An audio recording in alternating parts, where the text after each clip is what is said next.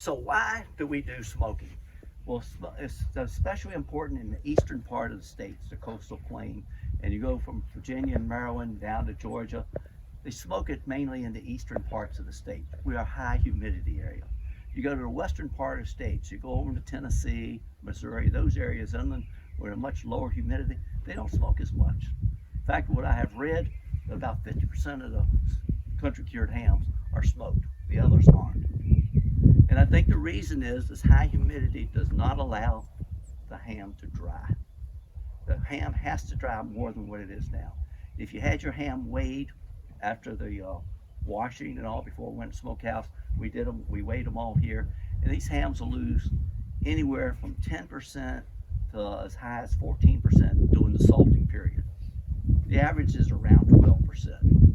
Okay, they're good. They have hung in the smokehouse here for 2 weeks, and there's been some dripping of the oil. It's been warmer in the smokehouse than it is outside, so there's been some more drying, natural drying of the ham. So now we're going to apply the smoke for flavor. It gives a nice flavor. The more you smoke it, the deeper the flavor, and also to dry it.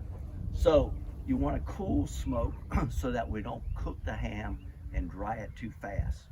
If we have too high a temperature, it gets a hard shell, a crust on the outside, and it doesn't allow it to fully let the moisture from the inside of the ham escape like we'd like it to. So a cool smoke, the ideal is around 80 degrees. That's total temperature in the smokehouse. We want to keep it below 90. We like to smoke when the temperatures are around 45, 50 degrees, no more than 55. Well, I just checked the temperature a little while ago. It's 67 degrees today. Well, even though it's a very small fire in there that produces a lot of smoke, think of what it does to the ham, especially at the top of the smokehouse. So I keep a thermometer in there at eye level. It tells me what the temperature is in there. And if I start seeing it getting to 85 and all, I know it's 90 and above at the top of the smokehouse. So I'm going to quit smoking. So this week it looks like we're going to have temperatures in the 60s all week, aren't we, Jim? So we may get 1 or 2 smoke fires lit in the morning, and then just let it stop smoking for the afternoon, and maybe in the evening do another smoke. What kind of wood do you use? Hickory? You want to use hardwoods. No spruce or pine. No softwoods like that, because there's too much sap and it'll leave a bitter flavor.